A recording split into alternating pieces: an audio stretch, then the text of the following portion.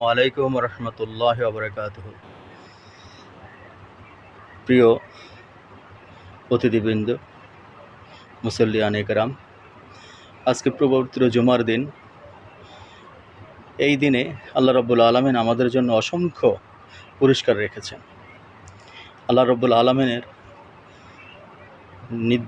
নির্ধারিত এই পবিত্র জুমার দিন আল্লাহ নিজেই নির্ধারণ করেছেন। তো আমাদের মুসলমানদের জন্য এই পবিত্র জুমার দিনটা হলো আল্লাহ পাকের বড় নেয়ামত। এই নেয়ামত কেউ সাদরে গ্রহণ করবে, কেউ করবে না।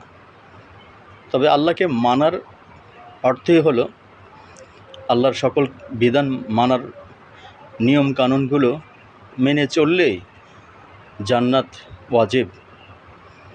তো আমরা আসলে কি